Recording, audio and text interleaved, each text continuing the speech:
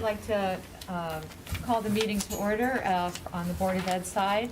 And I think as Board of Ed members, since some of us are new to this meeting and some of us are new to you and some of you are new to us, if I could ask our board members just to introduce themselves before, do you want to gavel in first? Or?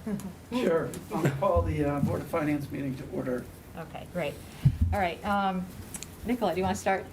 I'm a newbie. I know some of you from TV, and I know some of you from the campaign trail. I was elected in November as well, and yeah. Welcome. Thank you. Ruth DeLuca. Well, this is maybe the second one in person. Mm. We managed Yeah. to get one in before, That's right. everything happened. Yeah, But that's yes, right. That's yeah. right. Debbie Lowe, Chair. Welcome. Michael Kalin, I'm the chair of the Board of Finance, and I see at least one of my members on the video screen. I think Sandy Arkell's there. Mm-hmm. She just waved to us, so I'll introduce her since she's not here and then turn it over to Chris. Chris Strout, Board of Finance. Stuart Koenigsberg, Board of Finance. And Rich Santowski, Board of Finance. And Matt Raimondi, Board of Finance. Okay, and our board members Pam Ely and Mandy Schmock are both online. So, okay, so why don't we begin? This is part of our normal annual budget deliberation process, to have a chance for the two boards to sit together and ask questions on a more informal basis and make sure there's clarity of understanding on both sides, what the questions are, what the concerns might be, if the Board of Ed left anything out in terms of its proposal, all of that sort of discussion. And we want to thank you for sending us questions in advance. I think you set a record in terms of its initial number, so anyway, thank you for that. Whether we have time to address them all tonight, that part I'm not sure. At this point in our process, this is the superintendent's proposed budget. So it's most appropriate, and obviously he has the most detailed knowledge of all the building of our budget. And I just want to say in advance that it's not only Dr. Smith that has worked on this budget, there is a whole team of people, including our principals and our district leaders. So hours and hours have gone into building this budget. So we appreciate the opportunity to talk with you tonight and work with you moving forward. So, Dr. Smith? Great. Can I just add absolutely, something of to course. that? So the public knows what you're referring to is the members of the Board of Finance each submitted questions individually, and then we consolidated them. But what we're talking about is 14 pages long, and there's 43 questions, and we got them to With you. multiple parts. Yeah, and we got them to you starting about 2 days ago. Yeah. So the public knows that the Board of Ed and the superintendent really haven't had a chance to dig in detail in all these questions. The good news is, what we're hoping to do, and I talked to Debbie about this last night, the majority of questions are about line items and specific details and specific facts. And the superintendent's committed to answering those, but probably the most efficient way to answer those is in writing. So he'll do that in writing. What we're really hoping to accomplish tonight is talk about the bigger picture things that just make more sense to have a discussion about with everybody here, rather than getting into the nuts and bolts of specific line items. So, Dr. Smith, if you can, I pointed out some of them to you, but I think they're obvious. Yeah, so. yeah. Great. So thanks for that, and I appreciate the time, and I'll try to be as efficient as I can be. I have a team wait. on the screen. I'm so sorry, there's a really important event today. I didn't realize shared by two people, but before Dr. Smith jumps in, he is spending his birthday with us tonight, so. Oh, my goodness. There's a little present, I don't know I'll if share. there's consolation prize or not, but please accept our. Thank you. Our happiest birthday wishes, so, anyway. I share the birthday with I didn't realize, Chris. Mr. Straup. I have a few years on him. Same year. So we know how to live. This is, we wouldn't have it any other way. Thank you.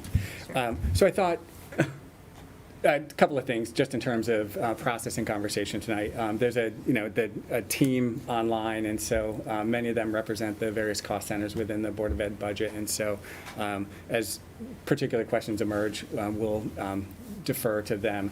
We also have Chris Burney here tonight, and I've asked him to join us so he can talk specifically about utilities, because there's a major change in the budget forecast for next year there. And then he'll also provide a little bit of a background on the solar projects that have been in place now for a couple of years, and then just update the group on where we are with our cartage. Beyond that, I thought I'd just, a couple words on just the process. I'm going to share some good news on cost avoidance, and I'll point you to where that good news is in the budget document. Update you on the current proposal because it has shifted in the last couple of days.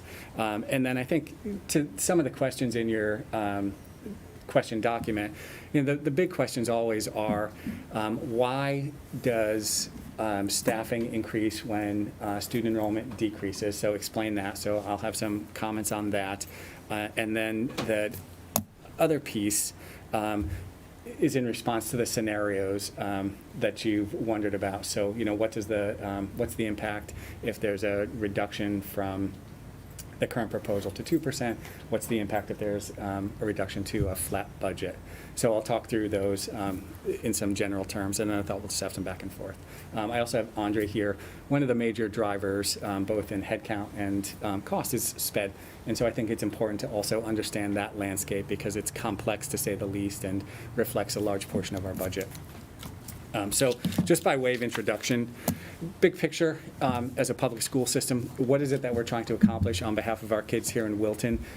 Simply put, we want to provide a world-class comprehensive public school education to all of our students, beginning in pre-K through age 22. So what does that mean? First, we want to provide a solid foundation in core academics. We need to address the emergence and the development of 21st century skills in all of our kids. And we need to provide opportunities for them to develop their own unique gifts and talents, and we do that in addition to the classroom, but also in the arts, through languages, through athletics. And so we have programs in all of those areas. I think as I think about what it is we're trying to do, we also want to make sure that our kids can compete with any other kids from anywhere on the face of the earth. And I think we have a good track record of doing that, and this budget supports that broad endeavor. More narrowly, as we think about the current year that we're in, and then the continuation of some of the more specific goals we have, we're really focused on trying to raise overall academic achievement in language arts and mathematics, particularly in mathematics. We're also keyed in on trying to narrow the achievement gap between our students in special ed and our mainstream students. And then we also have to confront the growing social and emotional learning needs that our students are presenting, as well as the increase in acute mental health care needs that they're exhibiting. And that's been a trend that's been growing over the last couple of years. So those are the broad goals. Those are some of the narrow goals. How do we accomplish them? First and foremost, we present a strong curriculum in every curriculum area. And to do that, we've been engaged in a multi-year program of systematic curriculum improvement. We have a 5-year curriculum review cycle that Dr. Chuck Smith leads. This year, we're looking at STEM and digital learning. We have other curricular areas that we are continually upgrading, but we focus on 1 or 2 primary areas every year. We also provide the very best teachers that we can find. And so you see that reflected in our salaries. And then we provide the best training and support for those teachers that we're able to manage. And you see that reflected in all of our training and conferences. Beyond that, we also are obligated to provide wraparound services and programming to support students with specialized need. And that's a major part of our budget. And then beyond that, we also need to provide the infrastructure to ensure the effective and efficient functioning of our schools and our programs. And so that infrastructure is a physical infrastructure, it's a human infrastructure, it's a material infrastructure. And so the budget serves all of those. I think philosophically, and hopefully you've seen evidence of this in the budgets that I've developed and the board supported, but we attempt always to manage the tension between adequately funding our programs, sustaining continuous improvement, and also keeping a bottom line in place that our taxpayers will find acceptable. And so that is always a tension. As you know, the development of the budget begins with each of the local cost centers. I wanted to just highlight for you that the budget document you have in front of you was not the original proposal. When the budget requests first come in, we review them pretty carefully, and then we make a lot of decisions internally before we present a budget to the Board of Education. And so just to give you a couple of examples of the choices that we made in our original proposal that didn't make it to the board, every cost center, for the most part, had new staffing priorities. And so, for example, at the high school, there was a proposal to add an additional administrator, also an SEL coach. There was a proposal to add a secondary SPED math coach. There was a request for additional secretarial support at Middlebrook. There was a request for a second math instructional coach at Cider Mill. And then at Miller Driscoll, there was a request for an additional classroom teacher, as well as a request for 2 additional paraprofessionals. None of those made it into the budget that I presented to the Board of Education. So to the question around staffing, and this is a big one. So we know we've been engaged in protracted enrollment decline for a number of years. We also know that we have added staff over a period of years, and if you look at the staffing changes in, I think, 15, 16, 16, 17, maybe 17, 18, I'm not quite sure off the top of my head, but we reduced staff, and then in the last 3 or so years, staffing has increased again. So the way staffing works, we have different types of staff. So our classroom staff, those are the folks who are most closely tied to fluctuation in enrollment. And so specifically at the elementary level, so pre-K, K-5, not pre-K, K-5, and then at the high school where we schedule to the section, FTE in those places are most closely tied. So as enrollment declines in the elementary schools, we can reduce class sections. As enrollment shifts at the high school, we can reduce sections or reallocate them across different programs. In this current budget, I would just, as an example, I would point you to that at Cider Mill, we reduced 2 classroom sections this year. And so you'll see a decline of 2 classroom teachers in that cost center. At Miller Driscoll, we also elected to hold the total number of classroom teachers level, even though we're seeing a slight increase in enrollment there.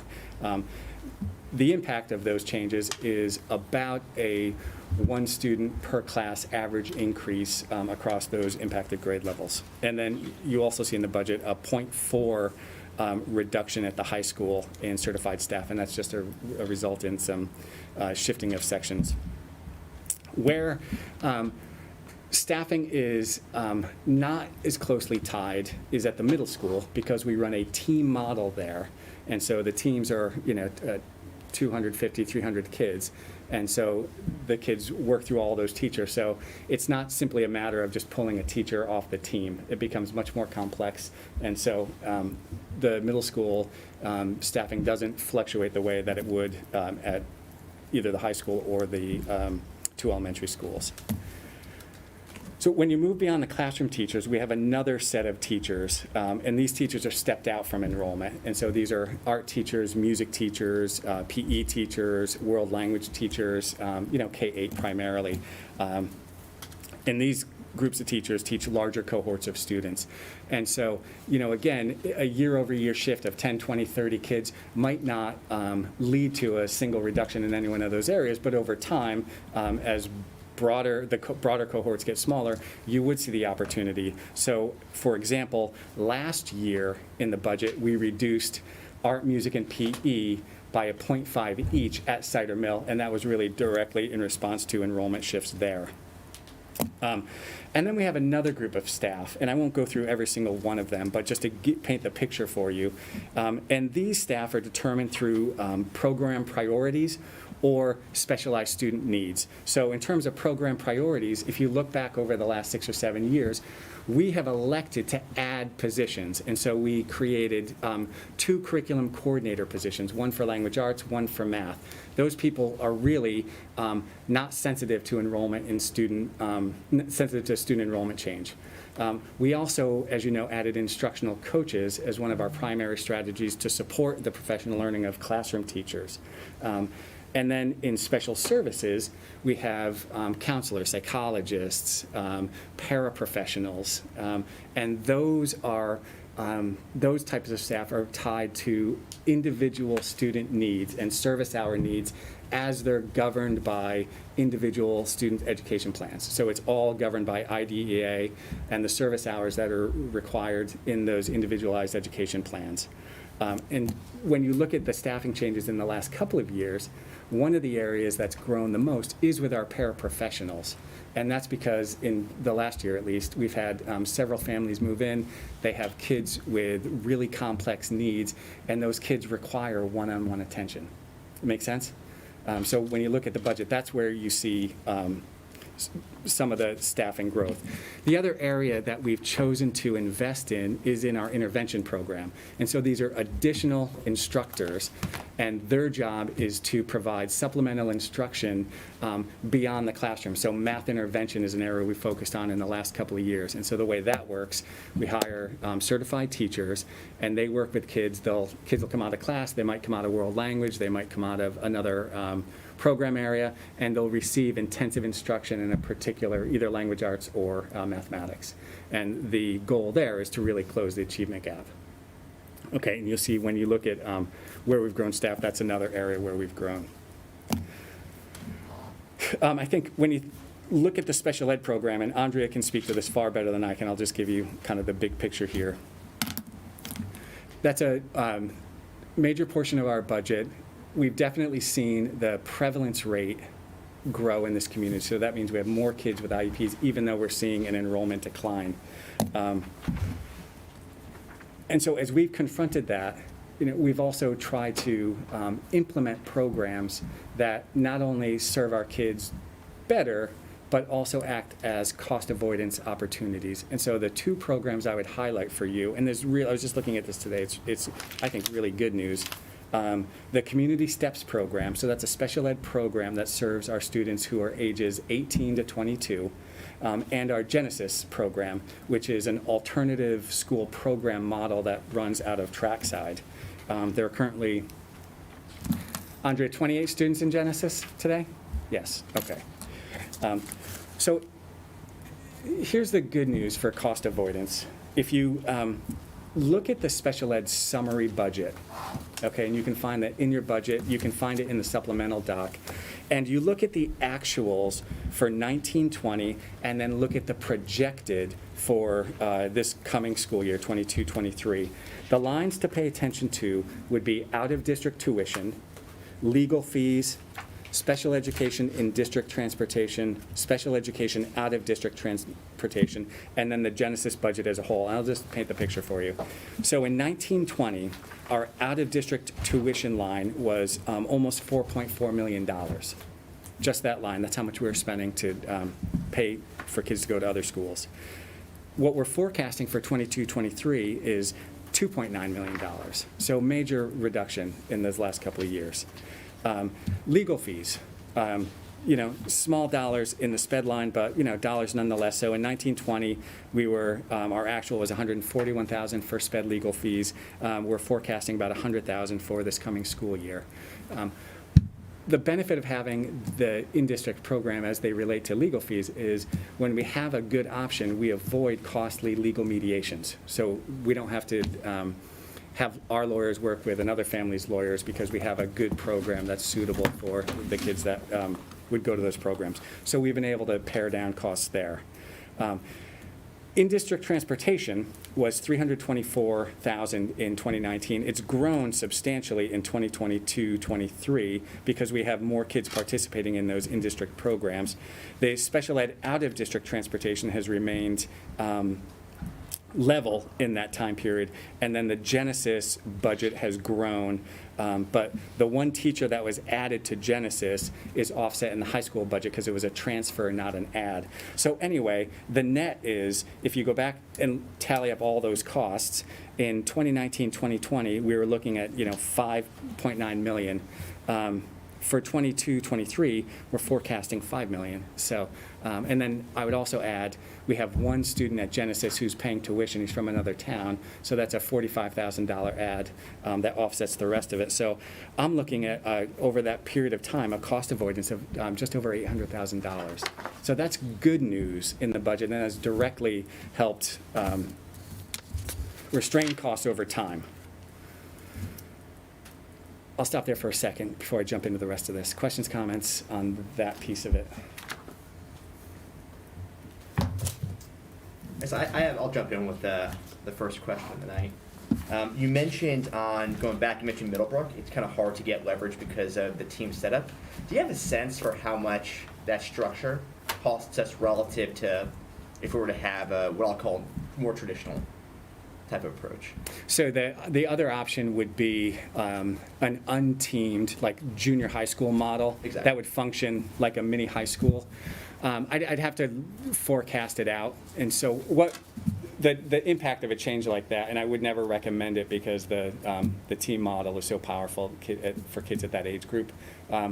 But you would see a savings because you'd be able to drive up class sizes because kids wouldn't be tied to a team anymore.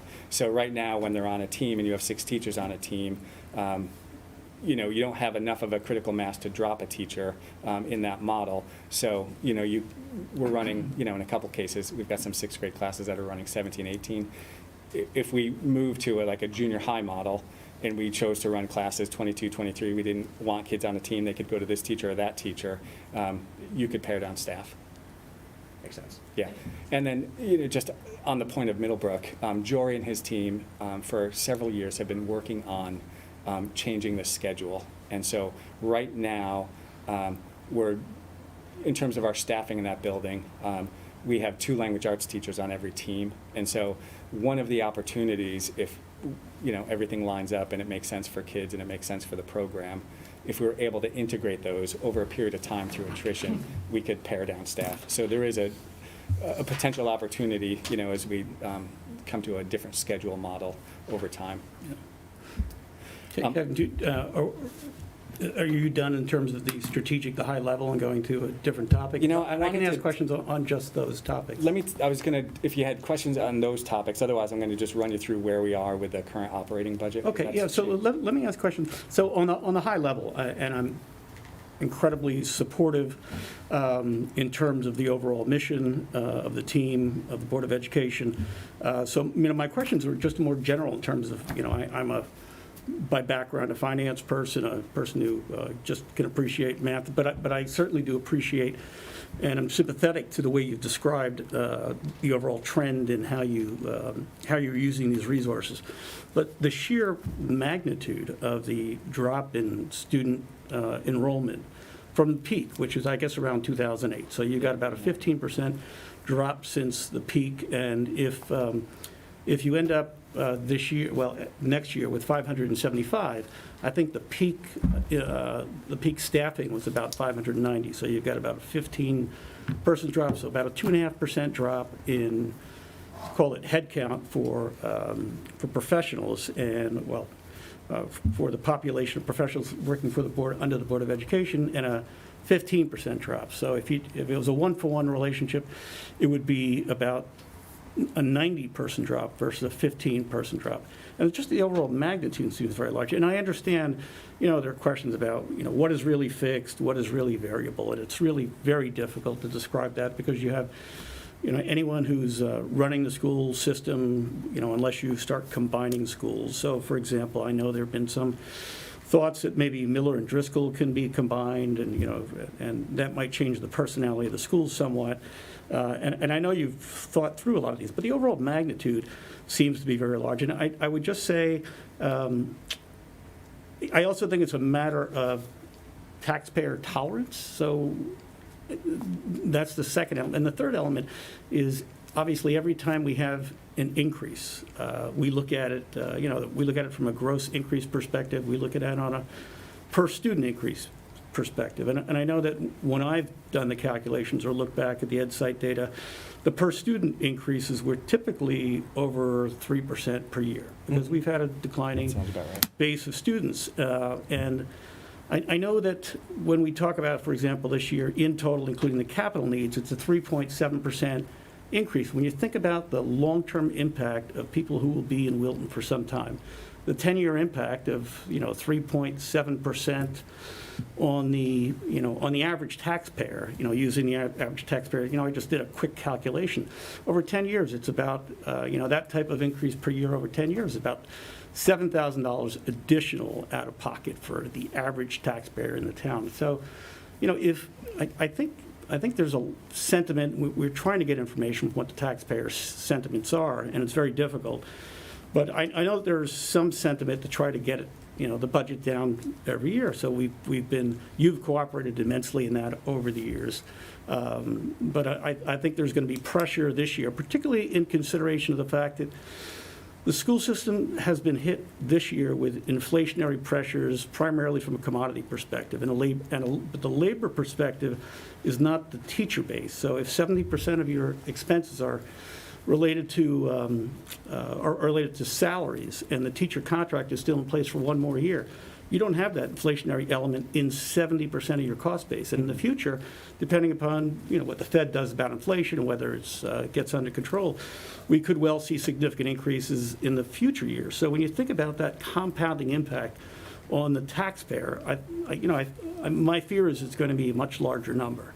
And I think that's, so if you hear pushback, from me or others, I think it's because I'm thinking about the average taxpayer and what the pressure will be on them from a cost perspective. And not suggesting that anything you're saying is by any means not a great response to educational needs. Certainly, and I think even the people who would, who are really bound to try to control costs would say this town certainly needs more investment in math, because that's been cited over and over again.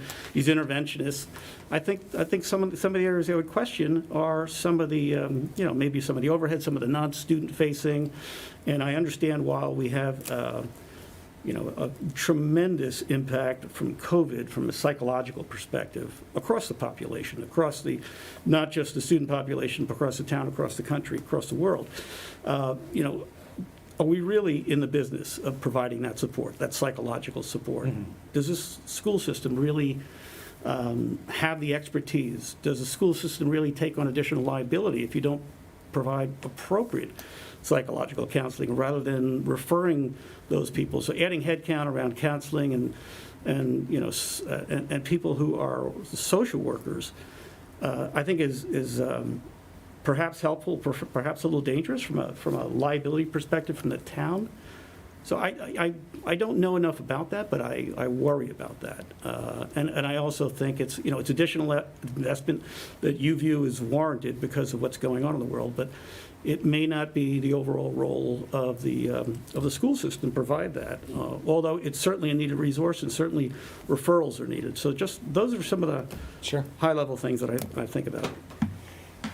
Yeah, I mean, I don't think I'd argue with anything you're saying, except maybe on the mental health front. The kids are here in school, and we have to educate them. That's our job, and if they need mental health support in order to be successful in their classrooms, then we have to provide it. So, and I think that's I'm not personally worried about liability. I think we talked about this last week because all of our mental health staff are certified, and they're school staff, and so they're not providing therapy like you would get out in the community.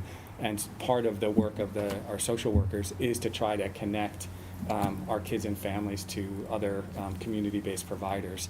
The challenge there, of course, is there's a major shortage locally across the state and nationally, and so I'm encouraged. The legislature just convened, and so there are several bills coming out of, I think, the Education Committee that are aiming to begin to tackle that problem. But it's a systemic issue.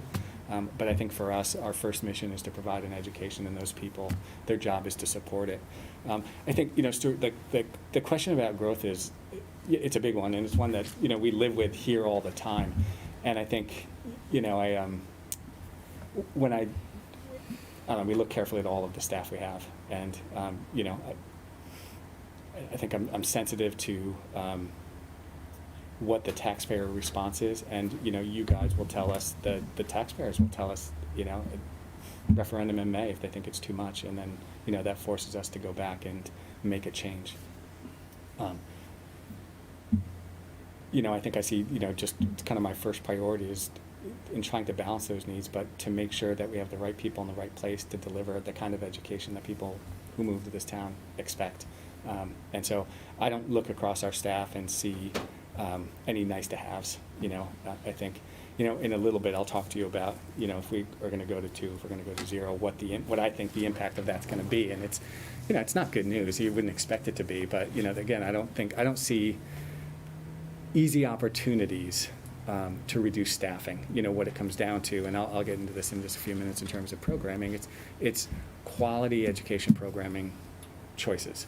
So one of the choices would be, do we want to continue to maintain world language instruction at Cider Mill School?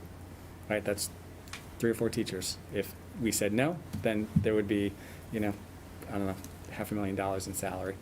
I don't think we would make that choice. I wouldn't personally make that choice, because we also know as folks are moving into this town and looking at this town, they're looking at New Canaan, they're looking at Darien, they're looking at Weston, and so we have an obligation to provide schools to the best that we're able that compete with our neighbors.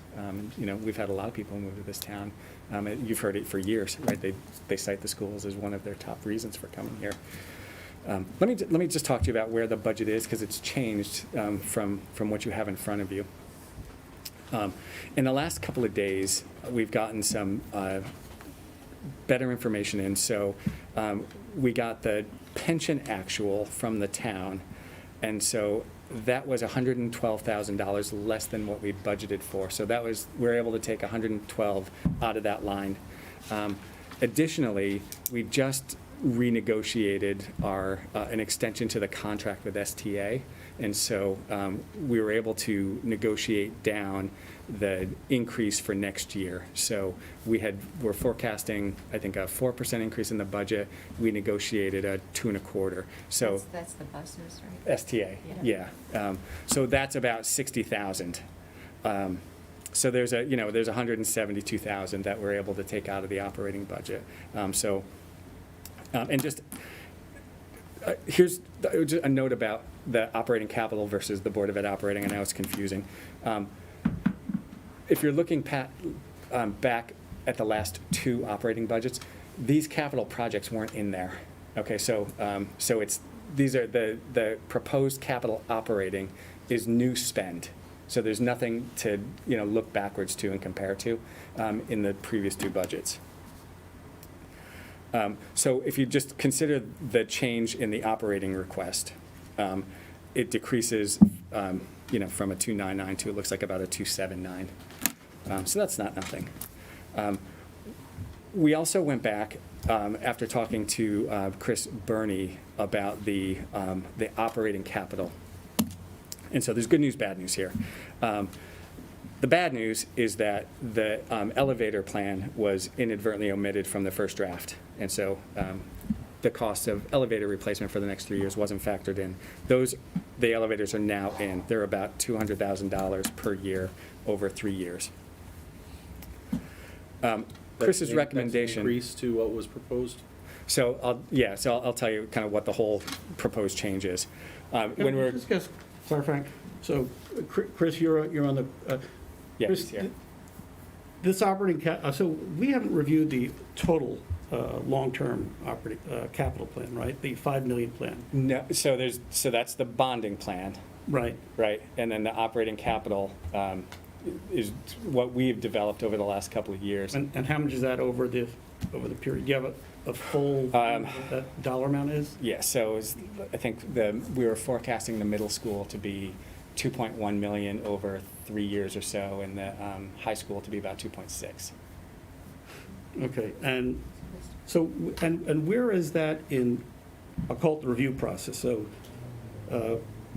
Chris was or was not involved in the development of that overall plan? He reviewed it. So, you may recall several years ago, we started, with a plan at Cider Mill. And so it was basically change the flooring, change the ceiling tiles, change the lighting, paint the facility, and as appropriate, do some furniture upgrade. So we've taken that model and we're casting it forward to Middlebrook and the high school. So he's looked at that. As part of this process, could we have a full sort of layout of the 2.1 and the 2.6? And could we have some discussion, Chris, with you and whoever else is?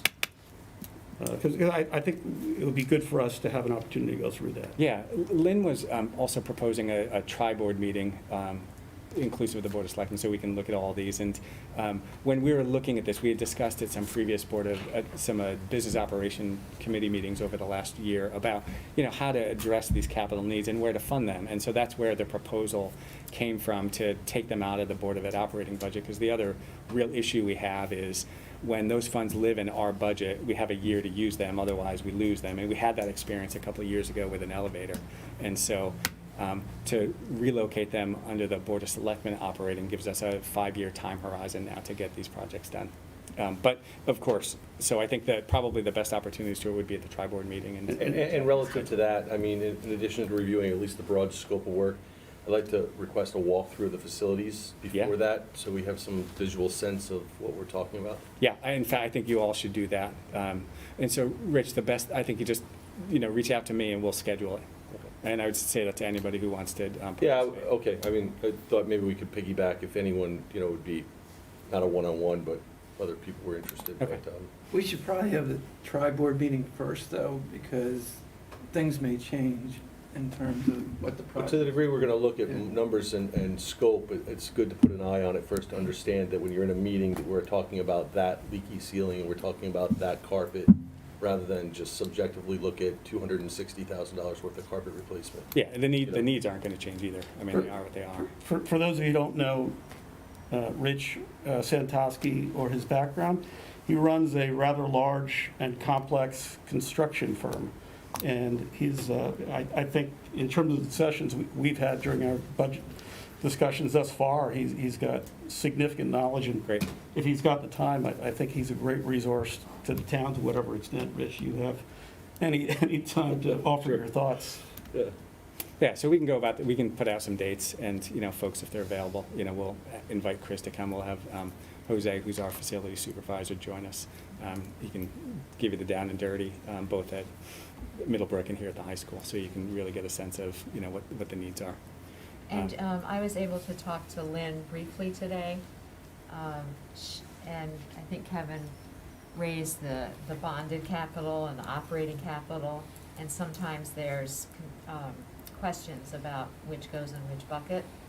And, we have traditionally defined, we've had one notion of what bonded or not bonded could be, and there's some questions about, is that really so?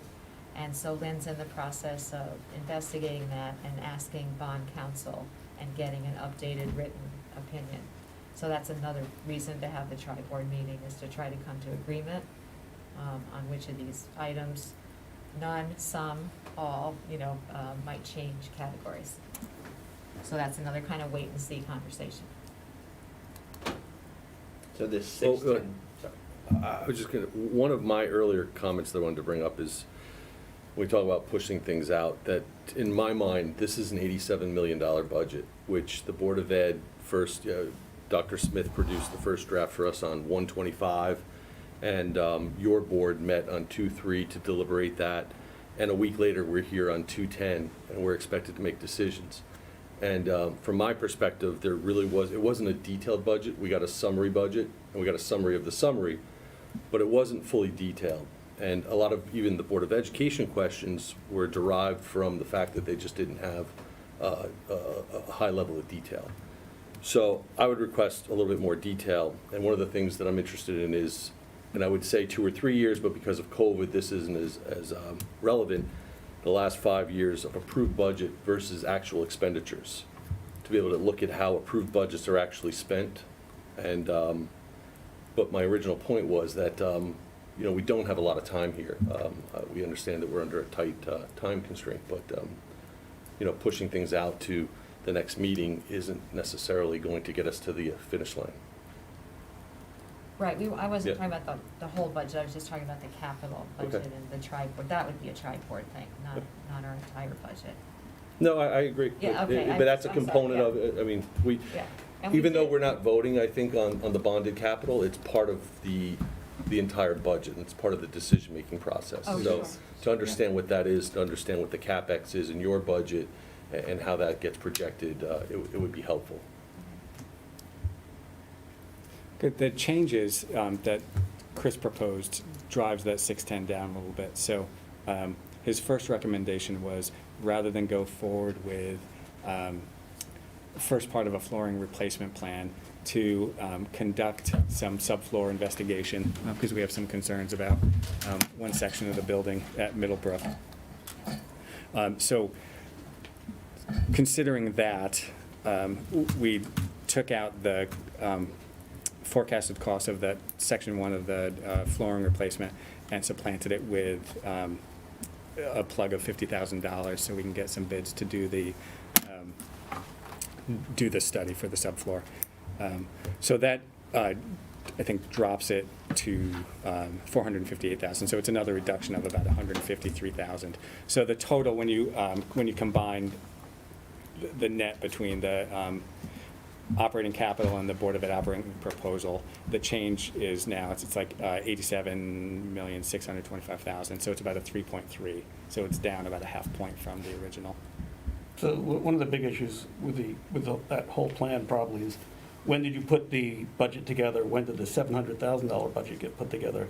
And given at least what I'm hearing and seeing, these budgets are going to need to change by the millisecond, because commodity costs, operator costs, union costs, labor is much more expensive. So when were the estimates actually put together? Yeah, the estimates are about a year old, and so You're you know, 20% up from that, aren't you? Unless the contract locked it in. Chris, what numbers are you seeing for one year-over-year change in construction, all in labor and materials?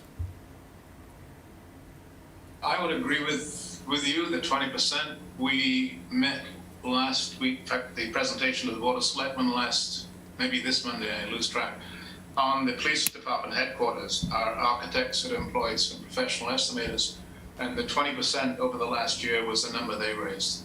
So I agree with that number. So what happens if you can't get it done for $700,000? You cut back the scope of the work? we have to. Yeah, I mean, it's, what's proposed is, so, I mean, Yeah. what are the options? It's increase the amount of revenue to cover it, or to cut back the scope.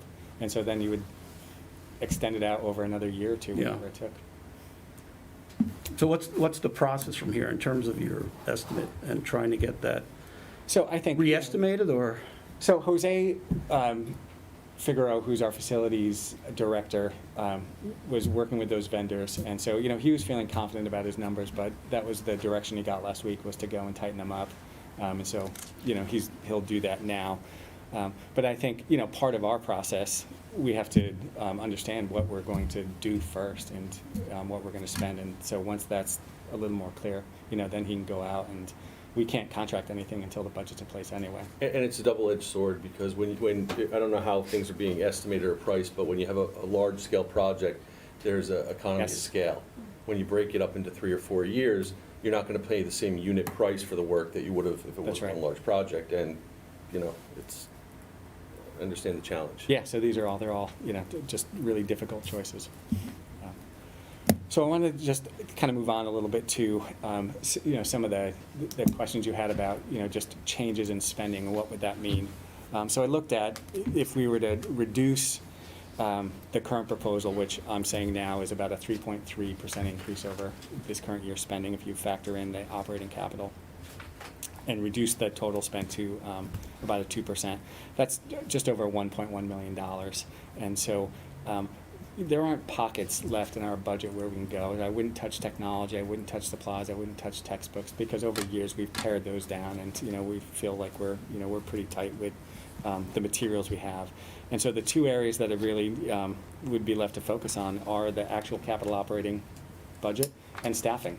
And so if push came to shove, and this is not a recommendation, I wouldn't want to do it, but if we had to, we would, again, kick the can down the road with capital operating, and we would take the ceiling tile and lighting plan out and push that down. So that would net about, $205,000. And then, Is there a split out between have to do for safety purposes?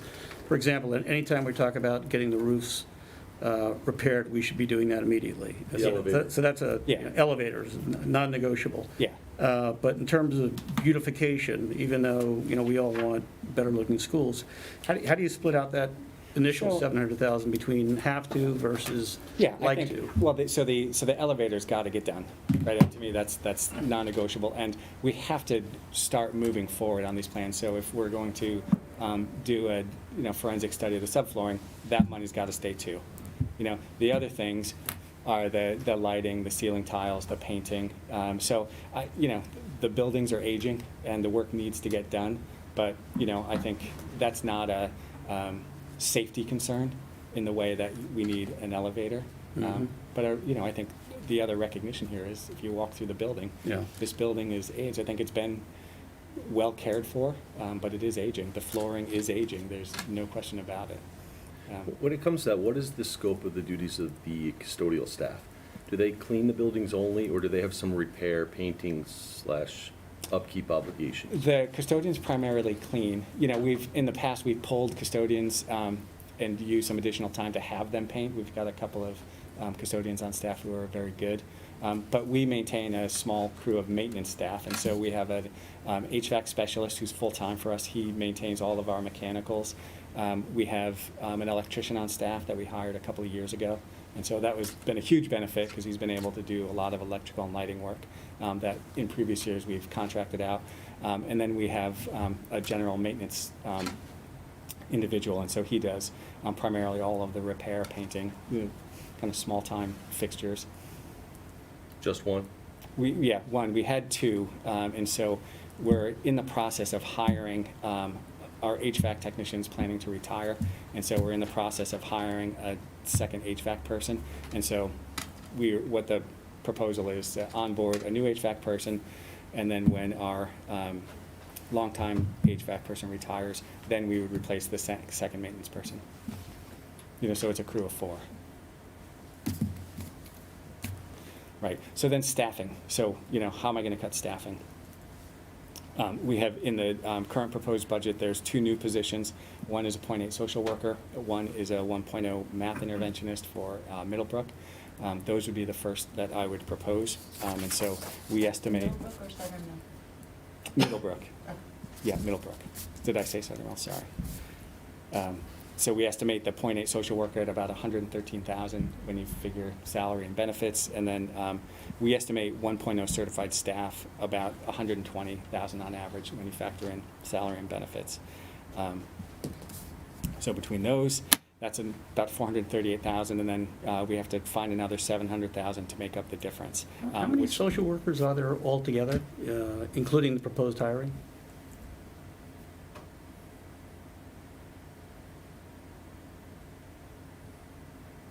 We have 4.5. So, where's Marianne? Marianne, can you verify that for me? I'm sorry, you said? I think it's 4.5. Give me a second and I will confirm it for you. So then the difference is about $700,000, which we estimate to be 6 certified staff. So if we're going to get to 2%. And I'm sorry, so that social worker population is 4.5, and then in addition to that, Yeah, don't there quote are me on it. Let's counselors get the actual. and psychologists? So school counselors, and then school psychologists. And how many counselors and psychologists? So you've got 4.3 Social- social workers Okay. in here. You've got 10.75 psychologists. That's what's running through the general fund.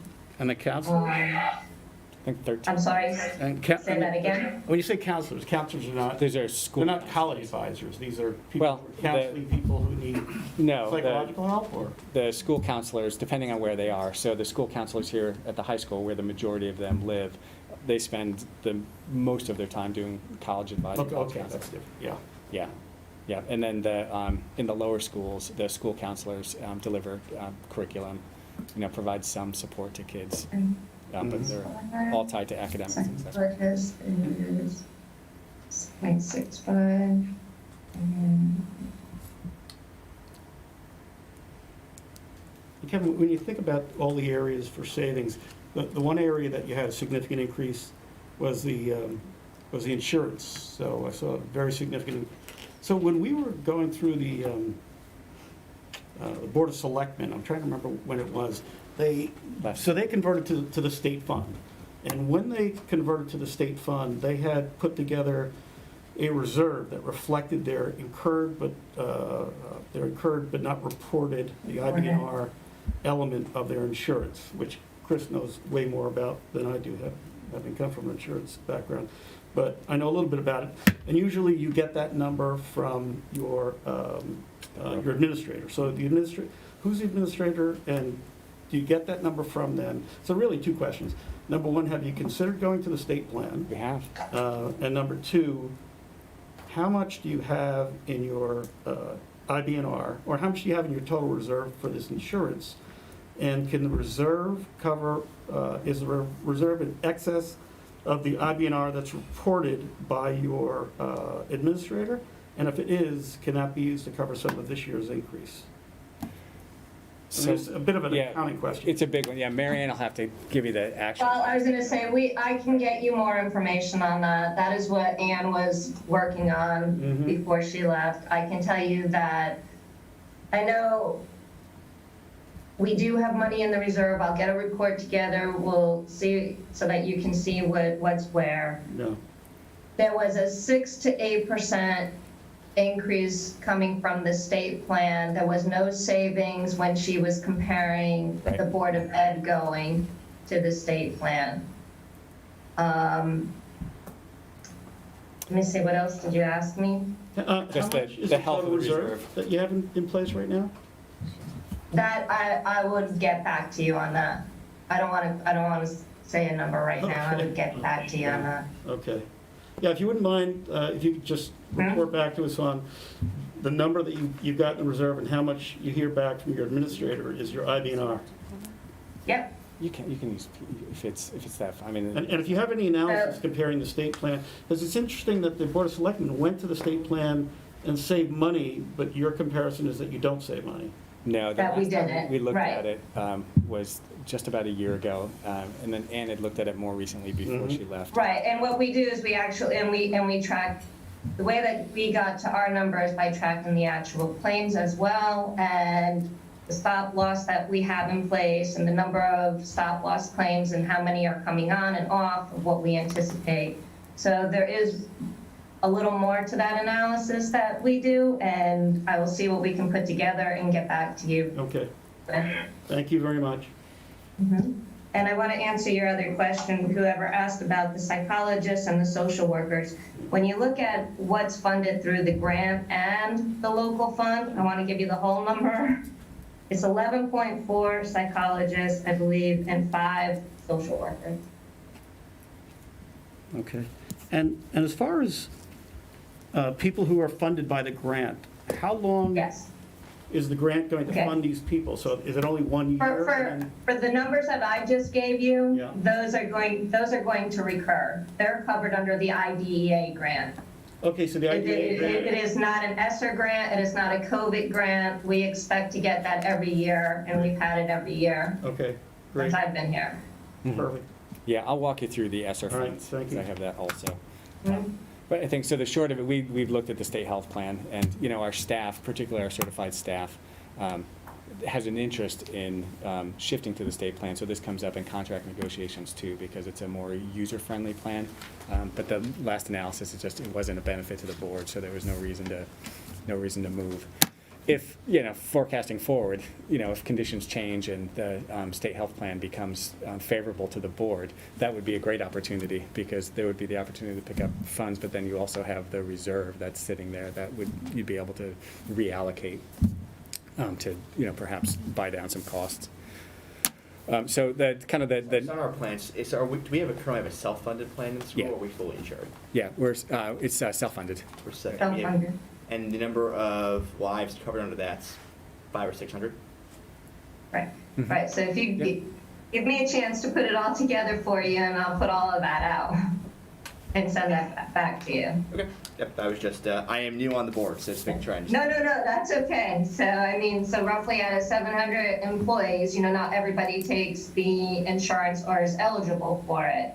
So yes, so I mean, if you figure between 450 and 5, but I don't want to just give you a random number. I'd rather put it out for you so that Yep. you can follow, so that we all follow it. Yep. I'd be curious to see the analysis, and Chris is far more educated on this than I am, but for self-insured plans, I believe the majority of the savings, it's above like 1,000 lives. So if we're comparing to the state plan, which is obviously a bigger pool, I don't know, be curious where it shook out. Okay. Yeah, yeah, and the other, as we looked at that years ago, the other question about the state plan in general, there were several. One was, how well is it subsidized? Because the state bought down the cost of the plan, and so it's cheaper than what actual healthcare costs. And then here in Fairfield County, there's a differential as well. And so I think 2 years ago, the state applied a surcharge to schools and municipalities down here. And so, at some point, funding is good at the state and remains good, then maybe it'll stay the way it is. But if it's not, then, there's another cost factor that we just have to be prepared to encounter. So just kind of the last piece here, if I was trying to get to a 2%, I've got, from where we are, another 700,000 I need to find. And so my simple point is, really the only way to get there is through existing staff. And so I'd be laying staff off. And so who those staff off, who they are and where they are, that would need to be determined. But I think the only point I just underscore here is, we don't have other pockets of money to go to. And so if we're laying off 7, and I'm estimating, certified staff at about 120 each, what's the impact of that? If it's, classroom staff, it's increased classes, it's, program change or reduction, or elimination of, classes or section if we're looking at the high school. So there's an educational impact that's material on that change. What about the bus contract? But we just renegotiated the bus contract. But do we really, we were just kicking around, Yeah. things we like to talk about at the bar, The capacity, what capacity do the buses run? Yeah, it depends on the bus and the run. So, and so we have to be able to provide a seat to any kid who wants it on any given day. So that's why we run the buses. But that should mean that if we have 1,300 students, 1,307, we have a seat for 1,307 on the buses. I mean, we know that a number of parents opt out. We know that high schoolers opt out. We should know the average, daily ridership and be able to project some percentage over the average and know that we'll always have a seat for someone. And that seems to me would be a drastic cut in buses. And not to mention, I understand some other school districts, New Canaan, they pay parents to opt out so that they acknowledge they don't want a seat. Little League, we have an app that says, hey, is your child attending tomorrow? Is he not attending tomorrow? They could say, yes, my child rides the bus every day, or no, my child will never ride the bus, or, just, listen, to us, that was a cut that we could make that didn't affect education. And that would be our preference. Yeah, it's a good question. So we can take another look at it. Yeah, I would think that we would know that the buses run at 50% capacity. I've done my own little analysis, and I've had my children count how many kids are on their bus, and qualitatively, came up with some numbers, but obviously don't have the full picture. Yeah, no, of course. We were just thinking with today's technology, you should, if we had an app where the parents could say, again, Yeah, opt in, opt out. points, opt out either today or every day, and we have what, $4 million spent on the 4.1, right? bus contract? Yeah, this question often comes up, and the answers we've gotten in prior years has always been one seat for every kid every day, end of discussion, you're legally obligated. But the notion, I was listening to your meeting about, the more responsive, more nimble, based on technology, that bears, just poking around. So those are good Yeah. questions, and we'll look at I it. think We'd rather lose a bus than a teacher. Oh, Yes, of course. you and I Okay. Of course. both. Good.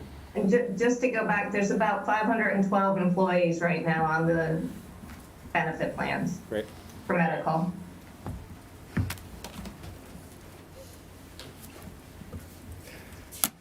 Great, so we'll look at staff, so we'll look at busing. You know, the other question kind of related to this was, you know, what's a flat budget? You know, so that's a total reduction of, you know, $2.8 or so million. So if we were looking at, assuming all of the cuts we just talked through, you know, then it would be an additional 14 certified staff beyond that. You know, and these are questions about quality and programming, you know, like I said, so. That's where we would have to look. And at that point, everything's on the table. What next? So I wanted to, you had a question about the grants. and the ESSA grants. Just maybe, not my expertise area, but in terms of the program where you, and I forget exactly what it's called, but where you have the teachers getting instruction from internal trainers. Yeah, that's, coaches. we have The coaches. instructional coaches, right. So is that working as effectively as you would hope it would? Is there, you know, instead of thinking about this in terms, I don't think anyone wants to cut any math teachers or language skills teachers or either math or language interventionists. I think those are all wonderful ads improving the overall performance.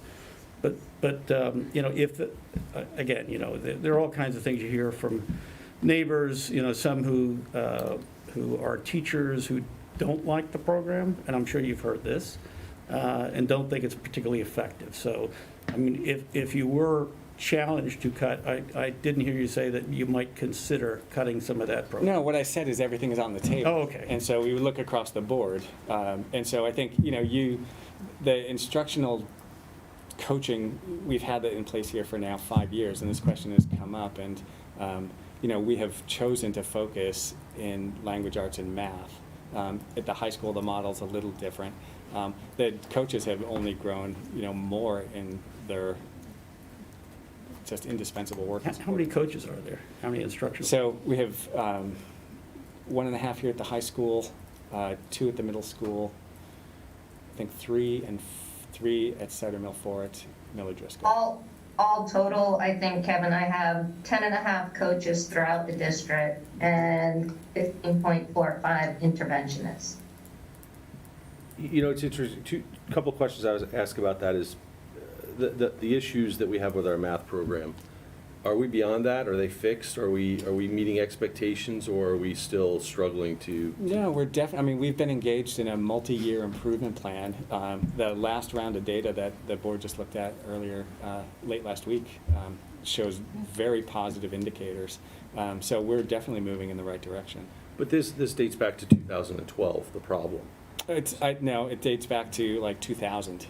Okay, so even longer. So the question is, if we've taken 22 years and we haven't fixed it, is this the right approach? Or is the coaches and the interventionists, is this the right approach? Or if after 22 years we haven't solved the math problem? I've only been here since 2000. No, I'm not blaming you. Listen, we all, by the way, we all know that you work tirelessly, and your staff works tirelessly, and the Board of Ed works diligently. They're not paid, and they put up with things that they shouldn't have to. So Like us. They put up with well, us. listen, I thought we had it bad, but after last week, we sympathize with you. So we know that. But we just Yeah, I fundamentally, understand from your a question. structural perspective, if we have a 22-year-old problem, is this the right approach, or you know, one of the things I looked at is maybe we reduce coaches and increase classroom teachers, decrease classroom size. Is that and I'm not an educator, but just. Some of those questions, Yeah. we have, every time there's been a proposal for either a new textbook or a new set of standards or a new assessment program or a coach or an interventionist, the Board of Ed, and again, I haven't been here for all of it, but every single one of those choices of tools and strategies or a staff development program has come into, you know, before the board. And we've heard the pros and cons, and is this the best way? What are other districts doing? What does the research say? How do we know? So we have tried our best to adopt and implement best practices in the, you know, within the field that are recognized, that are researched, and that are effective. But none of them are a magic bullet, and none of them are instant. And I'm a little sorry that Kevin picked the date of 2000, because I'm not quite sure it's been that big a problem for that long, but I'll stand corrected. Well, I don't think we're looking for an instant. But I'm just saying that, to your point, that yes, then we look at results, like, you know, where are the results? So, we changing, for instance, course sequences at the middle school in math, you know, how to accelerate, when to accelerate. And that program was started 3 years ago, and of course, COVID did too. So, we're a little hampered right now because there's been this sort of explosion in the middle of some of our improvement. But I think in general, we're moving in the right direction. The effectiveness of coaches, we've asked for feedback, and we've gotten, you know, positive reports. Do we circle back and ask again? Of course. But I do think as a Board of Ed, that's been in our realm of responsibility, and it's certainly a problem, challenge, that we have looked at for multiple years. And it's always on our Board of Ed goals, it's been Kevin's priorities. So, all of that has continued. So I guess what I'm trying to say is, we look at it all the time in various ways with various lenses, listening to our professional staff. Right, but with a 2-decade problem and it hasn't been fixed, I mean, that's not a silver bullet or a quick fix. And, you know, listen, And it hasn't I think been if we the could same. write a check and solve the problem, I think we would all agree to do it. I think we would say, let's increase the budget by $3 million and let's fix this problem. But I don't know that that's the solution. And as you go through the budget, you can see that there are, you know, twice as many humanities coaches as math coaches. That's right. And maybe that should be a reverse, considering that math is the problem, not humanities. I'm just, Right. these are my observations, my first 2 months on the board, but, you know, if I have a problem and it's 2 decades old, maybe I rethink things or restructure things, and that was the answer that was given, you know, 5 years ago. I've researched back in some of the interviews that were done, and we're always trending in the right direction, but if we haven't met the standard yet or the goal, then, and again, we know everyone works very hard, but maybe 2 math, 1 humanities. Right, and we've had those discussions, and we'll continue to have them, absolutely. What's, not knowing anything about this, so why has the, because everything I hear, and, you know, my kids obviously have long graduated Wilton schools and had a great experience and had great math instruction, felt good about it. But if there's need for more intervention in math per se because of the scores, why isn't there a flip between the humanities and math? So that, you know, the new standards were introduced back in, I think they were adopted in 2010, probably picked up here in Wilton fully in 2014.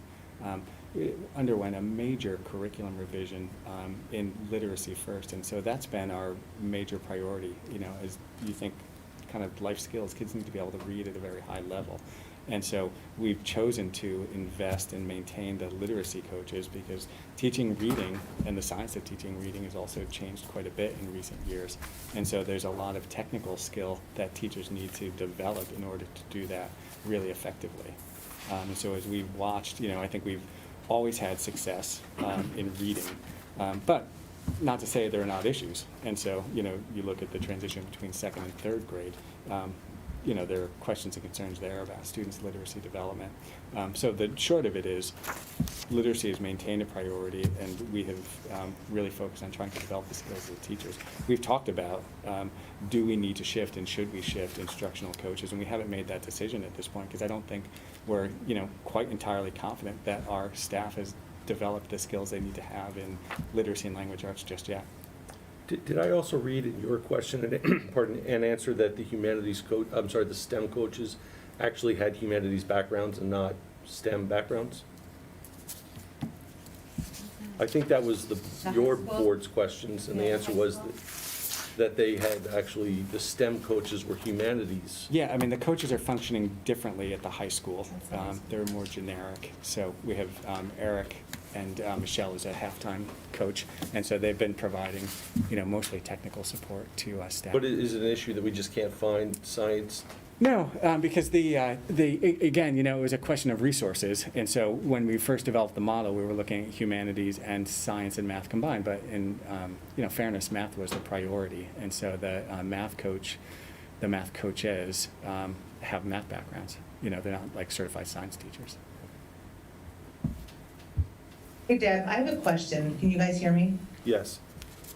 When I joined the board 2 years ago, we had a lot of discussion about coaches, and that kind of got thwarted by COVID, as did many things. One of the questions that we had talked about was how to define success for these coaches. And I was just curious, Kevin, did we ever, and I know we can't make a decision tonight, but did we ever come upon an agreement of what success looks like for the coaches? I think we tied their work to our student achievement. So Chuck is online, so he can speak to that here as well. Sure. We have various ways of evaluating the effectiveness of the coaches. We could certainly share that with you. I just go back to our discussion at the last board meeting. I believe we are on track to achieving our goals around achievement, and a large part of that is due to the work of the coaches. I would also point out that the pandemic presented very unique challenges to many of our teachers, and the coaches played a pivotal role in supporting teachers through that transition. I would invite my principal colleagues to speak to this as well, but I would say that the vast majority of our teachers would not choose to lose their support professionally by losing their coaches. I think they find them to be very effective. We hear that when we go to the buildings. I mean, Kevin can attest to that. Right. So, I take the question, and it's a question of distribution of resources and where do we get the leverage. Right now, the answer from me and from my team is that we believe the coaches we have are high leverage because we're trying to improve across the entire district. And so the way that they support teachers, we think is effective. And we think we see evidence of that, especially this year in our student achievement metrics. Yeah, but I take your question. Yeah, just, Yeah. the comments that we hear from other parents, I'm sure you hear the same thing, is aside from the facilities and the amenities that people want, is they're concerned about their math, the math education of their children. No other area, just math. Yeah, yeah, and we've, part of that is fueled by the attention that we've paid to it. So our kids achieve very well. So am I correct, though, in understanding the coaches don't work directly with students? They're just working with the teachers? The model, the purpose of the instructional coach is to work directly with the teachers. Now, because of the year that we've been in, we have pulled our coaches to also provide some intervention support to kids because we've taken an all-hands-on-deck approach, but that's not their first purpose in the role that they have. It's a professional learning model that's emerged in the research over the last years as one of the highest leverage strategies for bringing effective change into schools, into instruction. Yeah, and not to dwell on this, because I don't want to get stuck on one issue, but what was the original impetus? Where did it come from? Instructional coaching? Yeah, when did we start doing coaches? And we introduced instructional coaches here, I think my second year, so 2015. And that was really wrought by, an understanding that we had changed the curriculum in language arts and mathematics, that we were looking to improve instructional models, and as a way to leverage resources effectively, we thought having a staff on-site who were trainers and embedded in the schools was far more effective than the push-out model of sending staff to, various training and conferences, wherever they may be. And if I think, to Chuck's point a minute ago, it didn't take hold at the same time in every building. But if you talk to staff around the district now, they will tell you that the coaches are pivotal to their success.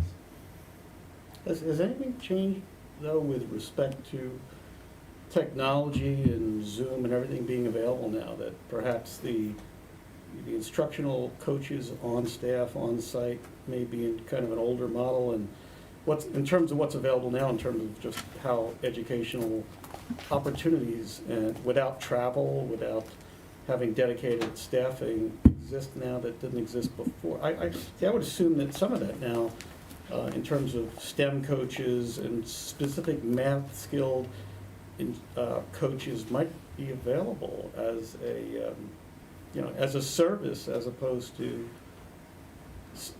on staff, particularly if you have trouble getting people with the right math background. You're using humanities instructional people. Yeah, I mean, that's not really a concern for us, in terms of the background of the people, because you're talking about, pedagogy. You're not teaching, the science of math per se, or, a particular branch of the discipline. I think if you're looking for, expert one-off, that's easy to get. You can Zoom it, you can bring somebody in, and that's a model that, we've used in the past. But the way that our instructional coaches work, they're in the classrooms with the teachers. They engage in what we refer to as coaching cycles. So they'll be with staff for a period of days or weeks. Part of that will be observing and providing feedback. Part of that will be modeling, particular practices, and so the teacher will watch. They set up lab classrooms, so a group of teachers will come and watch them work, and then they'll trade off. So I think that model you can't replicate on Zoom. But it's more teaching skills as opposed to specific knowledge-based skills. Yeah, it's pedagogy. Yeah. Mm-hmm. Yeah. Are we ready to move on from coaches? Great. I want to, we're getting on here, and so I wanted to just spend a couple of minutes and just talk you through where the COVID grants are, because that was another just big question, and then maybe I'll just stop talking and we can take whatever other questions you have. But the COVID grant funds came to us in several forms. So the first round was ESSER 1, that was in 2021, and that grant was just under $78,000. 74 of that came to us. The difference went to a couple of non-public schools in town. All of that was dedicated to purchasing sneeze guards. So it was some of the plexiglass you see around the desks out there, the trifold dividers on student desks, and then we purchased these kind of rolling standing glass dividers for every teacher in every classroom. We also received coronavirus relief funds. That was $132,000. That was also in 2021. That money went to the hiring and supporting of temporary custodians. And then it also went to purchasing cleaning supplies and PPE. Did the temporary custodians become staff members, or they were No. always, okay? There was a one-off, and so they were, we hired them in that year to do the extra cleaning. Okay. We didn't carry them last year. We didn't carry them The this year. general population has been, it's stayed the same at 40 for the past 3 years. That's right. Yeah, and we had done an analysis. I want to say about 5 years ago. We brought a company in, and they did a whole square footage analysis. And I think after that, we were able to reduce, one or two custodians and adjust based on that analysis. But we've been with our full-time custodial staff level for the last couple of years. We also received from the state through, I think it was a FEMA reimbursement, it was $97,800, and that also offset the cost of hiring some of those temporary custodians. So the next two grants, the next one was ESSER 2, and that grant amount was $371,000. And so we used that to fund a half-time social worker and a math interventionist. So the half-time social worker at the high school and a math interventionist for Cider Mill. Okay, those funds are covering those positions in this current year, and they're slated to continue next year. They'll expire at the end of next year. And then the decision we'd make is, what do we do with those staff? Do we try to build them into the budget, or do we let them go? And then the last one is the Arp ESSER 3. So that was $834,000. That was really dedicated to COVID learning recovery. And so we did a variety of things with those funds.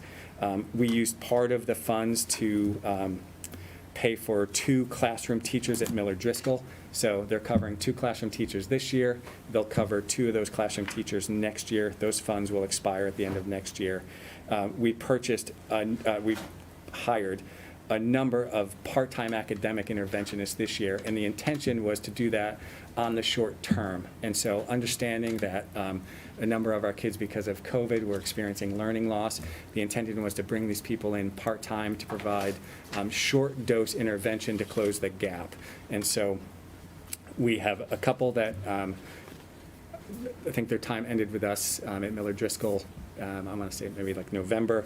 We have a couple that will carry forward through the end of this year, and then we're holding on to 1.45 position in this grant for next year for Miller Driscoll.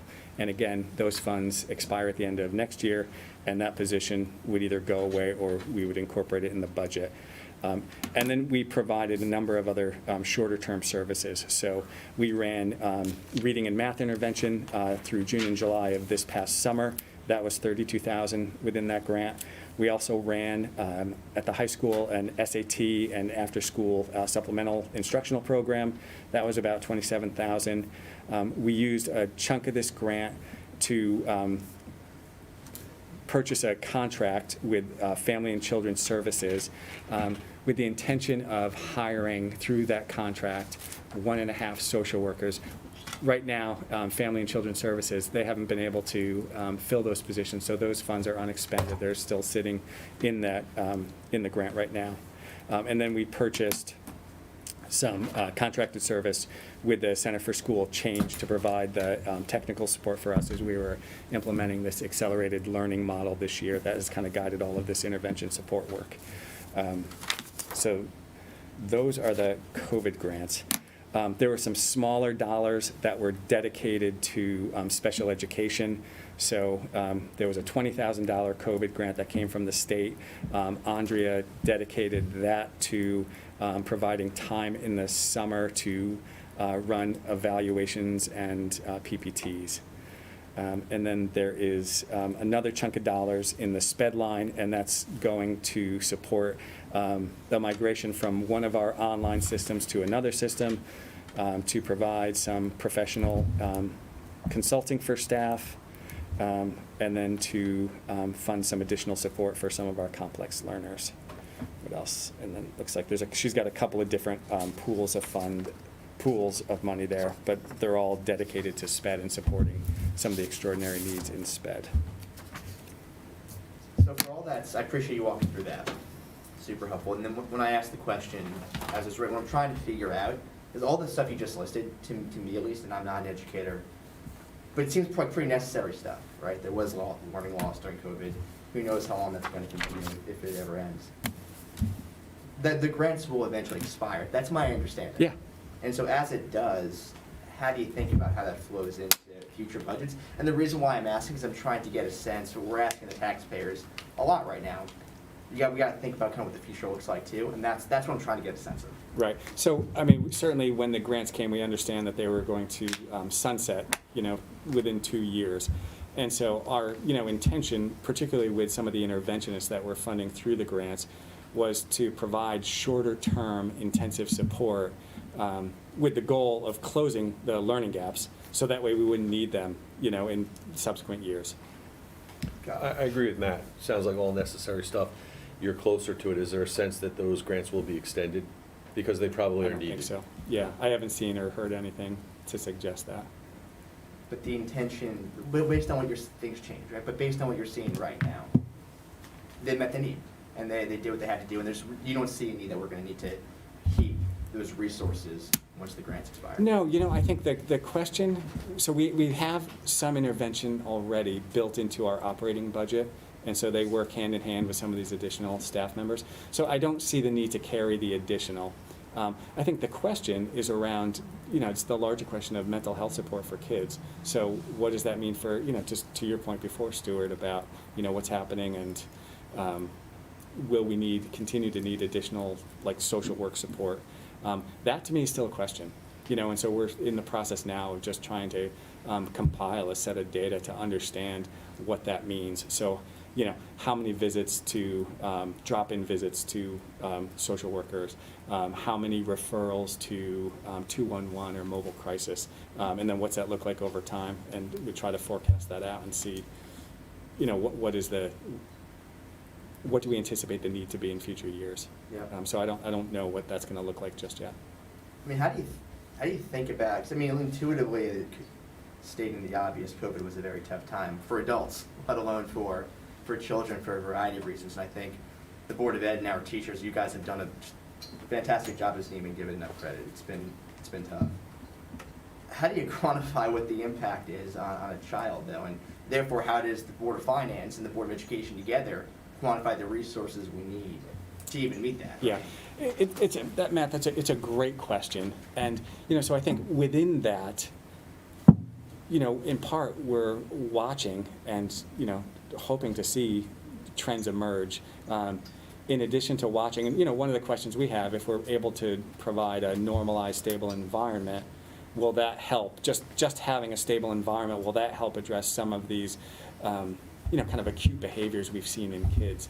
And we don't know the answer to that, it's too soon. But we've also been surveying our kids, and so, one of the sets of questions that we ask are around connectedness. How are you feeling? Do you feel connected to the adults in the building? Do you feel connected to your friends in the building? And we've done that at Middlebrook and at Cider Mill. And in that, those survey samples, the feedback that's coming back, kids, say they feel okay. And so that's really good news. And so I think, the population that's not okay, it's like, how not okay are you? And I think that's where we're seeing really worrisome signs. And so, that's when I talk about the increased number of referrals to 211, right, or the hospitalizations or suicide attempts, things like that.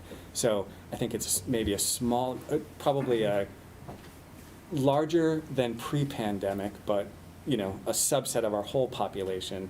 But their needs are greater. They're just in more pain. And in terms of trying to understand, how we quantify that and provide resources, it's just a challenge right now. I don't think we don't have a clear idea just yet. So I think there was like 5 paraprofessionals that were being hired, I believe. Is that tied to this issue that we're talking about, or is that? Yeah, in part. I mean, not fully. And so we have, I think too, if you look across the IEP data we have, there's a category within that called other health impaired, and oftentimes kids who have, really acute mental health or social emotional needs are categorized as other health impaired. And you see, particularly here at the high school and at the middle school, that's a larger number of kids compared to kids who are all straight LD. So I think with para support, it could be kids who are, explosive because they just have a lot of behavioral needs. And then we have some other kids who are, maybe, on the far end of the autism spectrum and just, can't function without direct adult support. Yep. And the number of IEPs, at least, is that expected to hold flat, or no, it's not expected to go by 15 increase, students. yeah. Mm-hmm. Yeah, and Andrea is here, so if you have like other specific special ed questions, she can take those on for you. All right, so I feel like we kind of, meandered a little bit. So what else would be helpful tonight? One question I just wanted to ask, and I'm actually asking on behalf of a resident who asked me to ask, kind of the opposite on the math issue spectrum. I'm just curious, how much is being spent on the enrichment program? I think that's like a broad question because it's in different schools, but I didn't know the answer, so I figured I'd ask you guys. Yeah, I mean, so it depends on what you're talking about, the enrichment program. I think for the more Gifted and talented. Yeah, I mean, we don't run a gifted and talented program per se. We provide assessment, but we don't have a gifted and talented teacher. We don't have a gifted and talented curriculum. So we've attempted to support those kids through the mainstream curriculum. Jen at Cider Mill was running for a period of time a Rinzuli program, and so that's what I would call quasi-enrichment. It's self-directed, and kids are able to explore their interest and do some different kinds of projects. And then when you get into the middle school or the high school, it's more club and activity based. Yep. And then of course here at the high school you also have some of the leveled courses. Yep.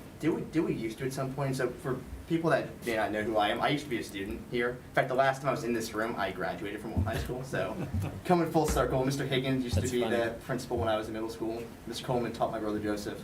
So kind of funny for me to be here. But Yeah. back in the day, all those years ago. You might be dating some of them, so. Yeah, we'd have to ask some of the veterans who. You know, it was just yesterday. I'm sorry.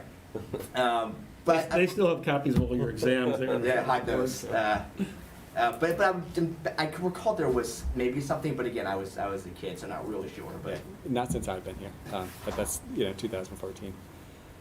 Just going back to the math thing, and again, I'm sure everyone's doing the best they can, and as an engineer, math is important, math and science are important to me. Is there something that we need to fix whatever problem we might have that we just can't get funded? No.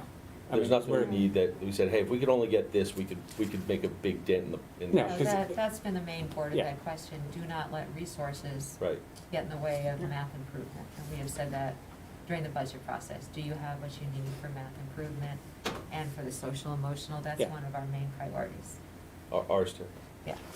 Yeah, and so that's exactly the answer. I think, the one, and it's multi-layered, but, one of the technical challenges we have around math instruction is with the schedule at Middlebrook, where classes are, 40, 41 minutes, the, curriculum demands coming on the heels of the Common Core standards require 55, 60 minutes of daily instruction. And so, there aren't many middle schools around that are providing, 60 minutes of math instruction, but that's been one of our goals in looking at the schedule change. And that would make a difference if we were able to increase the number of minutes. It's not an easy fix because the beginning and the end of the day isn't going to change. And if we were going to change that, we're talking about major dollars because we're increasing teacher salaries, commensurate with whatever time we're adding to the school day. So it's trying to operate within the start and end times. So there's always a give. But districts that have overcome the issue, what did they do? Did they extend the time or give 2 periods of math or cut out? I think it runs the gamut. Yeah, I think it runs the gamut depending on the district. Not a budget question, but just Yeah, and so, there's a range of strategies. We're employing some of them as we speak. Kevin, Chris? do you have anxieties about whether parts of this proposed budget, understand it's your proposed budget, are deficient? Where you've compromised and proposed spending less money than you actually believe is necessary to meet your current objectives? I think, no, I think I stand by the budget that's been proposed. And, I also, as part of that, after doing this for as many years as I've done it, there are trade-offs in every budget, and you heard some of those trade-offs early on. If you were to ask the people on the screen, the principals have come forward with different kinds of proposals that we've deferred, and, I think our commitment is to take the resources that we have and make it work. And, I would say to you, Some we of are those making it work. decisions were made presuming then the budget constraint, notwithstanding what Deb just said before about the Board of Ed asking the administration to come forward and put together proposals regardless of spending. You said you and your team already made decisions about what was feasible and then compromised. That's right. That's right.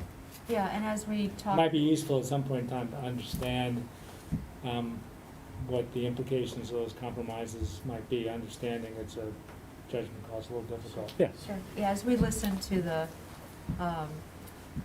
I think Stuart outlined the dates that we met as a board, but you didn't mention the 3 Board of Ed workshops that we had, so we were able to listen to all the principals.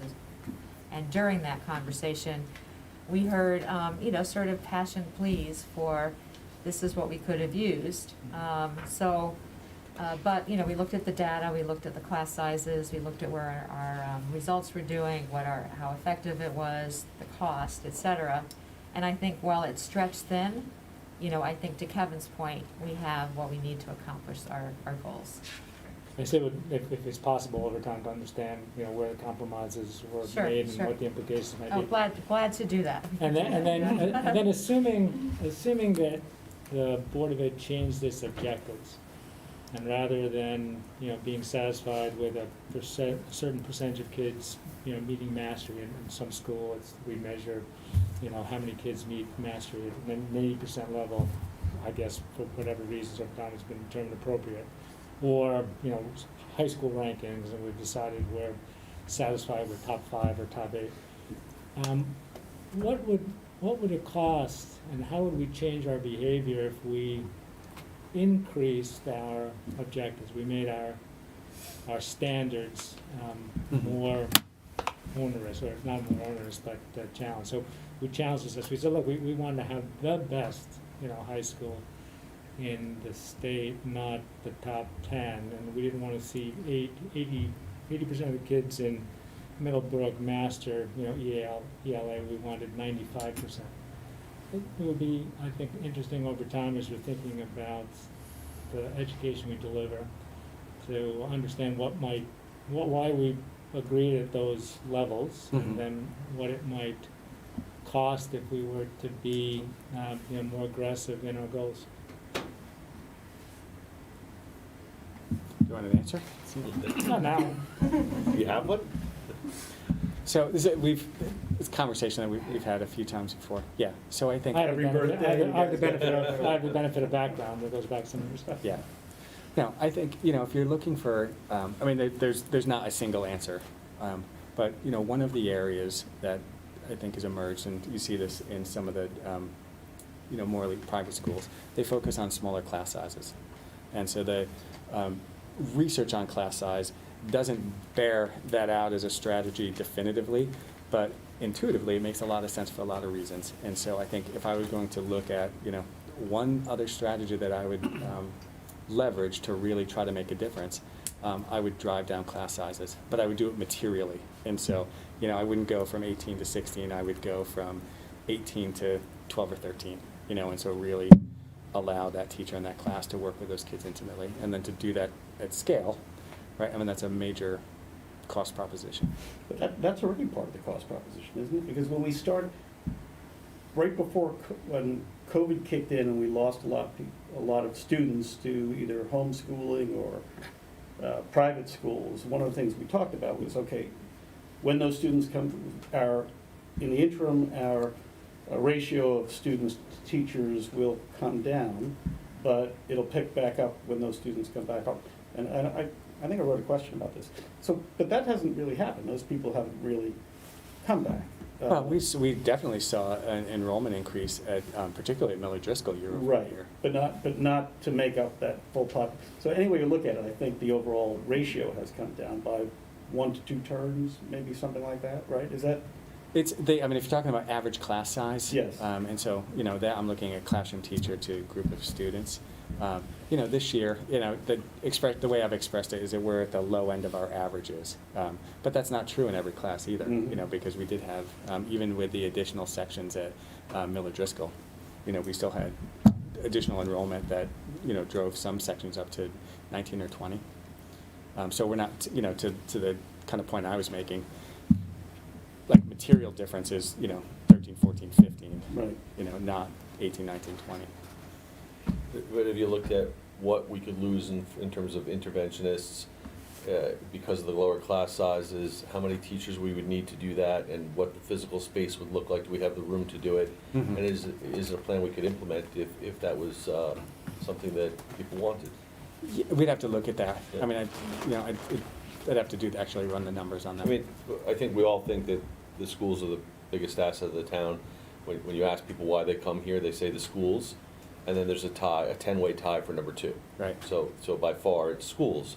To the degree that we could increase the quality of the schools, we would increase the demand on homes, we would increase the grand list, and we could generate more money, I think. So it's always something to look at. Yeah. Yeah. On the flip side, having a higher tax rate per home is a deterrent to people. In terms of when you talk to the local realtors, why did someone choose not to come to Wilton? One of the reasons is the taxes per home. What they don't really look at is the real estate taxes per square foot, which is certainly competitive, if not cheaper, than many of the surrounding and more expensive towns. Because you get a bigger house for the same money as a smaller house someplace else that has lower taxes. But they have bigger commercial bases than we do. So I think that's still a consideration. And I think that's, I would say, where I began, is that tension between having a really quality, comprehensive system and trying to manage the bottom line. Is under the law, what can be done in terms of, call it public-private partnership? And I think about this in a variety of areas, and I'll try to explain. On the lowest level, volunteerism for the schools. So, when we were talking about painting the schools, I know at the company I worked for, we actually volunteered, and, the employees had a day where we went and painted one of the schools, in the local community. I don't know how that works around here, but, I don't know how much it's really cost savings as opposed to involvement, locally, but if you've got a long list of things that need to be fixed around here, and we were taking a look at, when you tour around the schools, if people were to want to volunteer their time or their money or buy materials, and getting the kids here to do some of that stuff. I know there's fundraising for some of the teams, but is that something that might work at the lowest level? And at the higher level, in terms of contributions from local, either companies or individuals who wanted to help support some of the efforts, if they can afford it versus those who have a hard time. Like I said, a lot of people, when they look at the increase in tax rates, might not Sure. be in a position to carry that burden. And I'm wondering if those efforts have been done in the past, either on the lowest level with volunteerism or at the higher level in terms of fundraising in a variety of respects. Yeah, I think, Kevin will take your money for projects. Well, I'm wondering if I could convince Why you. don't you? Pass the hat. If you have your checkbook, Yeah. right now.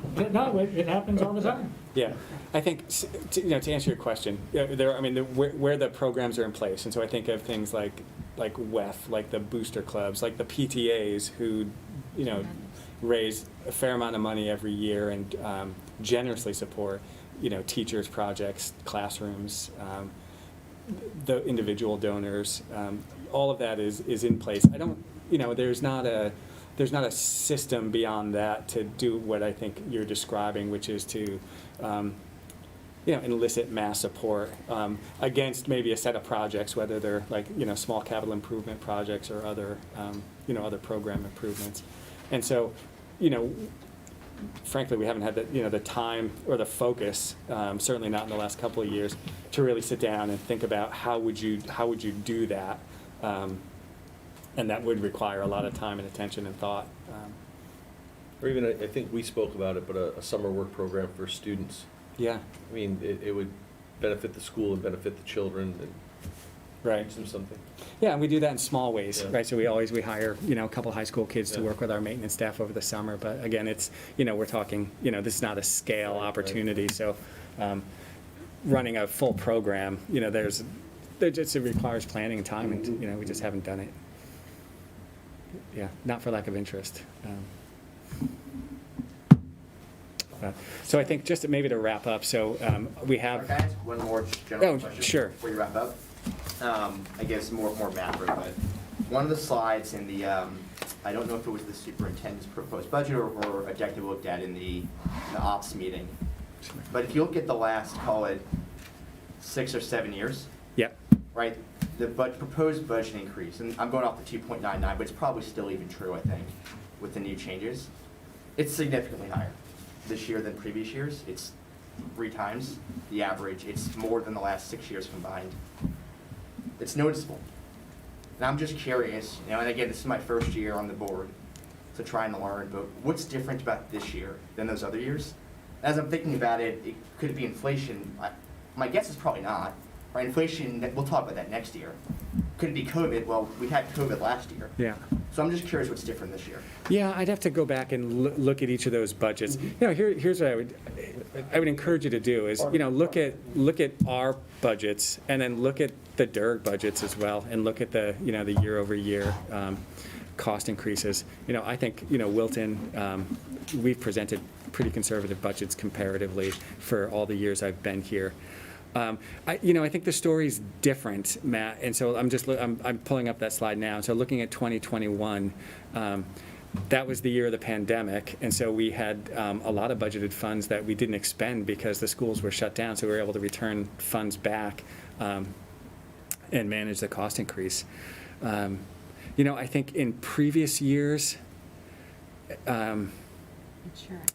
You know, I mean, insurance has been pretty consistent through, I think, through all of those years. Like, we haven't had spikes in insurance increases like other places have had. We've been pretty stable, I think, around the 5-6% range. You know, the salaries generally increase, you know, probably about the same annually. So, you know, I'd really have to look at it, but I think it probably comes. And I think comes down to over the staffing. years, some of it's going to be what you choose to do in facilities as well, and when you choose to do it. I mean, I'd have to go back again and see what was done in what year, but I know we did some improvements to the LLCs. So we'd have to time it out. Yeah, there were lines, you know, so there was a utilities line one year where we took a savings year over year, and so, it's, you know, I'm gonna sound, I'd have to look at it. You know, and I also think where, in the last couple of years where we've seen, you know, headcount additions, that hasn't been true in that whole history. You know, there were years where, you know, we were seeing 3, 4, 5, 6 staff reductions, and that makes a difference too. I mean, as I think about, you know, I'm a finance executive, and so I think about return on investment. I can't help it. But if you look at what you've done in the past previous years with those budget increases, you've had a pretty good return on investment. You've done a fantastic job. The schools have gotten better, right? You've done great. And you've done that on the back of these smaller increases. And so that's where I'm not going to put you on the spot to answer that right now, but that's where the question comes from. Yeah, I'll turn it around and say, if I could do it on a smaller increase, I would have. We wouldn't be talking about it at 299. We're all smiling under our masks. Yeah, we are. All right, so I think a lot comes down to what the, you know, input we get from taxpayers. We're trying to get as much input as possible. I think, from my perspective, and you know, we all speak for ourselves, I think it's obviously much higher than we've had, and you know, in terms of the overall trend of population, you know, my perspective is lower rather than higher, certainly. I understand all the pressure, all the needs, all the desires. I think it's a challenging total budget, particularly in light of a lot of deferred items, and I get that, and we'd like to understand that. I hope there's some opportunity in the insurance line. I hope there's perhaps some perspective in terms of how we can keep overall headcount flatter rather than growing, particularly in light of a shrinking overall student population, not only in the short term but in the longer term. So those are just some of my perspectives, and I congratulate you all for putting in all this effort, and I think it's a great piece of work. Again, I hope you can find more opportunities on behalf of the taxpayer, and you know, continue to do a wonderful job for our student population, our town. Okay. The follow-up from what Stuart's saying, first on behalf of the Board of Finance, thank you for the time and effort you put into this. This has been very helpful for us. We look forward to getting the written responses to the line item questions. And as much as I appreciate where Chris's question was coming from, in terms of the highest and best use of your time, I'm personally not looking for ways you can increase the budget. So I wouldn't spend a lot of time. Of course, he's only speaking as one member of the Board of Finance, and he told us when we elected him the chair, he wasn't going to use his position to necessarily direct what the board did, so notwithstanding his comment, I'm actually still interested in it, because I have some anxiety that perhaps we are underspending a little bit, and so I have a different perspective on what might be spent, what can be spent, what is truly affordable. So if you have not too much time, but I'd still like to understand the answer to the question, because I think we made some compromises. I'd like to understand from the professionals what those compromises are. Sure. Yeah, and that's what I said, I respected the question. Well, no, but I was actually just giving Kevin friendly advice. Yeah, no, I understand. I was giving him unfriendly advice. It's to the highest and best use of his time. Perhaps. Great. All right, well, thank you for coming tonight. Thank you. And Thank if you. you have further questions, you know, write them down and send them to us, although Kevin still has a Can lot. Can I ask a question? I have a question for, I think it's Chris Stroud. I think there was a document that was submitted that you're looking for information for each category, for each building. It's in an Excel document. Yeah, so that's not something I expect is going to get addressed during this budget season. Well, I'm gonna address it, but I have a question for you. I'm gonna fill it in. Okay. I'm gonna fill it in the best that I can for you. Okay. If I have a question as to the categories, what's the best way for me to get that question to you? I just want to make sure that I'm going through this, you know, in the same manner that you're thinking about it. For example, you have classroom paras and support. Do you want interventionists in there as support? Questions like that. What's the best way for me to get those questions to you so I can put the information together? Please just call and we'll get together and go through it. Okay. Okay. All right. Good. All right, so again, thank you, everybody. Thank you so much. Yeah, the board will be voting on this next week after its discussion, unless there's some reason to slow down a little bit, but otherwise, March 23rd is our. March 23rd is our the public public hearing. hearing. Okay, all right, great. Okay, all right, so thank you, and our meeting's adjourned. Thanks. As is ours.